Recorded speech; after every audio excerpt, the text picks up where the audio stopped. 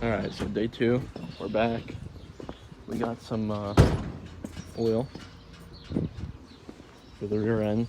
You gotta put that in the front hubs and just adjust the manual slack adjusters, and that'll be it. All right, put some oil on the. You got these up, I think. I'll do it. It doesn't matter. You got it. And we got our oil. Watch the pump. What if the pump didn't work? Imagine. I got it, Paul. You gotta go fast. Yeah, you can go slow. Hold it in. Yeah, come on, let's go. It fell out, Paul. I fucking did it myself. I know. See? Paul, stop. Now you got shit all in there. Just Come fucking on. pump. Let's go. Paul, just hold it where it's supposed to go. I am. Just All right. fucking pump. All right, that's about it. That's all it needs.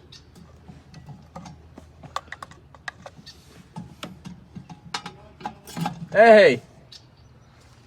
All right, so I was trying to adjust these slack adjusters. They're manual, and I'm trying to turn the nut, and I know there's a locker on those, and I couldn't do it, and it's because the parking brakes were out, and I didn't even think about that. So got to start it up. Let it go there. All right, here we go. Hey, Yeah. Mike, What? shock the wheel. What's in neutral? Hold on. If you're gonna take that parking brake off, it's gonna want to roll. Yeah, but I'm gonna build air, shut it off, and put it in gear. Alright, so I got it running. Let it build some air. Alright, so he's filling the axle at the back here. It's taking a lot, right? Yeah. Dude, you're fucking Getting light. halfway in. Halfway there? Oh.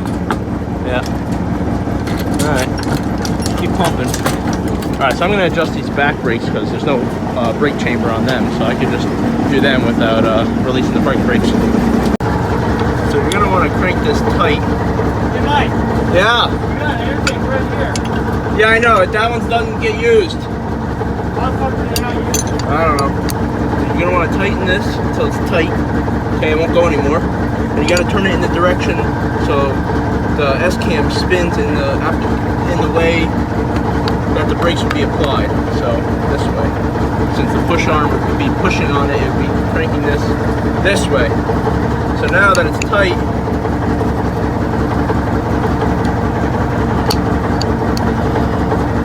you're going to want to loosen it a quarter to half a turn.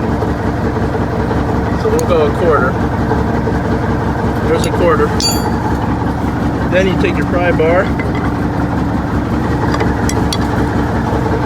stick it in here. You want to test that, which that's too much. It's supposed to only be half an inch to 3/4 of an inch. Let me adjust it. Alright, I had that wrong, so I was trying to hold the camera. I didn't tighten the nut all the way. So you're going to want to loosen it a quarter to half a turn. So back it off. Half a turn or a quarter. And check the measurement.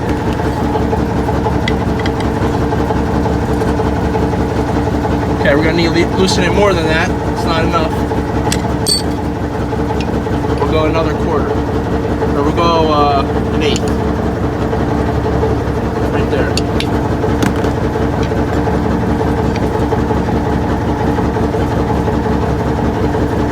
And it's about the width of your thumbnail, so let me check it. Adjusted it. That's about the right amount. So you want it measure from here, and then move it, and it should be half an inch to 3/4 of an inch. To be honest, it can probably go a little bit more. Loosen it up. Okay, that should be good. We'll do that to all the rest of them. That's good. Okay, now that we release the parking brakes, you can see they move, so I'll be able to adjust that.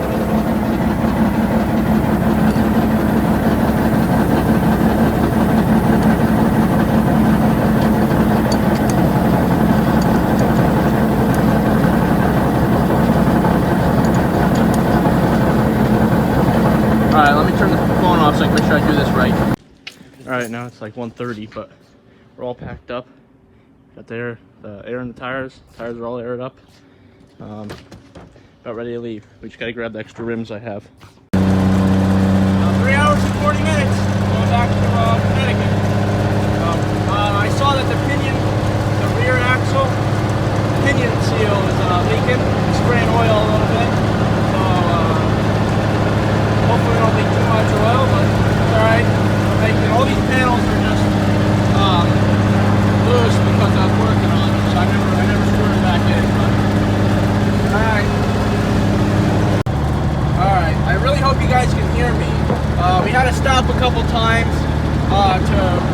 adjust all our stuff in the U-Haul because we had too much weight in the back, so it was swaying a little bit.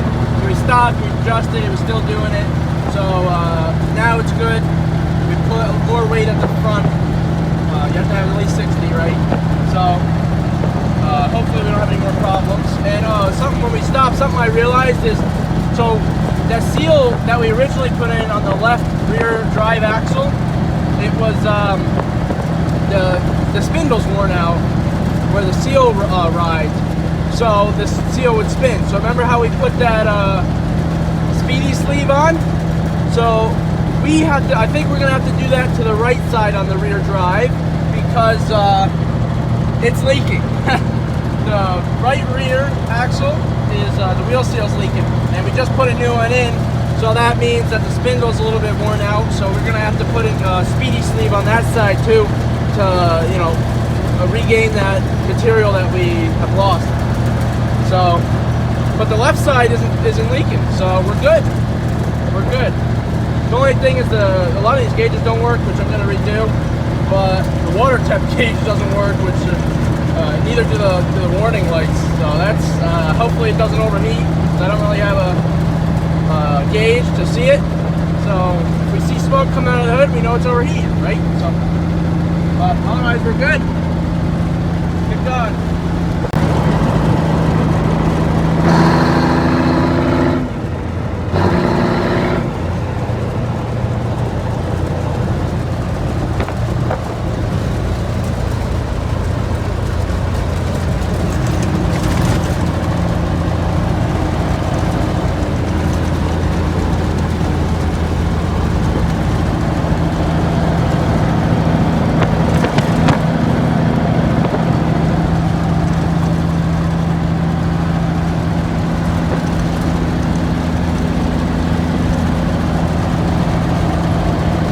Problem that we just fixed. I didn't record it. I was more worried about fixing it. But, so you see the air pressure right there?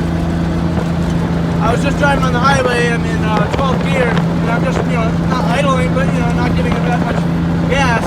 And I was right at 60 psi. So I didn't want to risk parking brakes dragging. So I knew there was a leak in one of the air hoses. It's the supply line to the relay valve.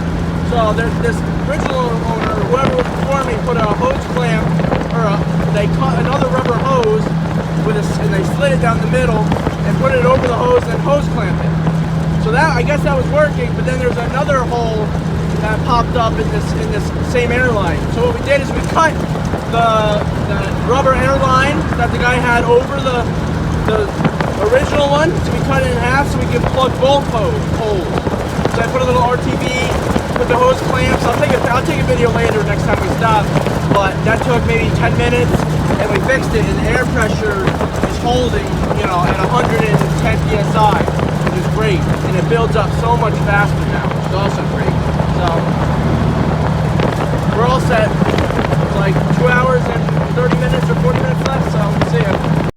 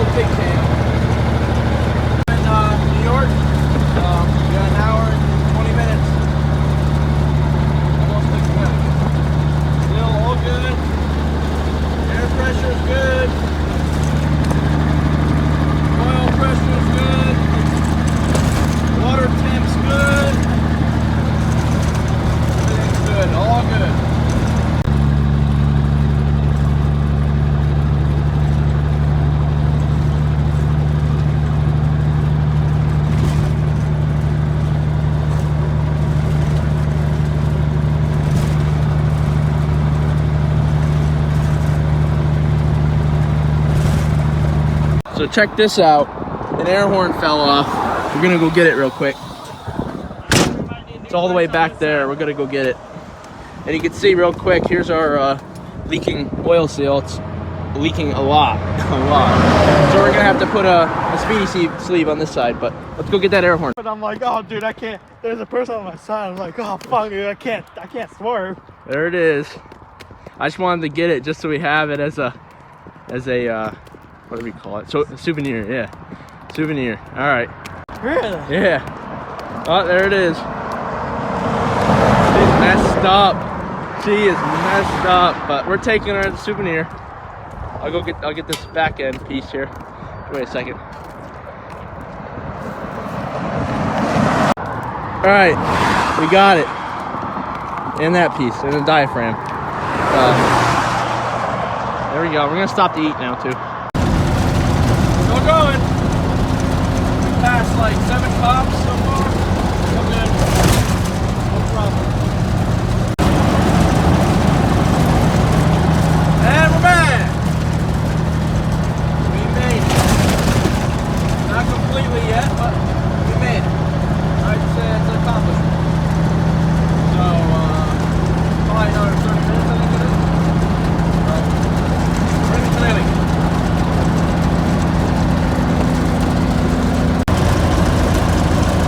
That makes number 13. 13. Number 13.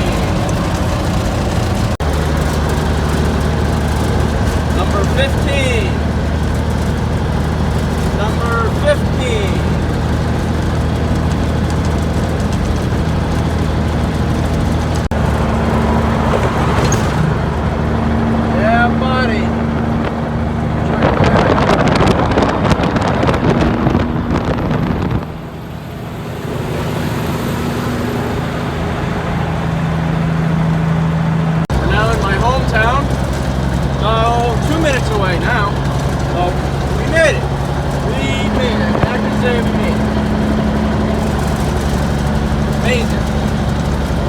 Did a 250-mile, 4-hour trip. Probably a little more than 4 hours, maybe 5 hours, going slower. But pretty impressive.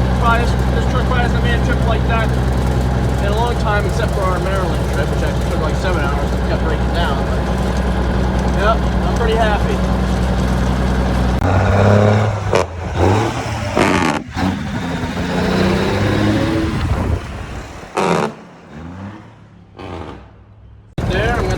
Down, so we'll be able to make the turn with no power steering, but let's see. We made it. We made it. We actually made it.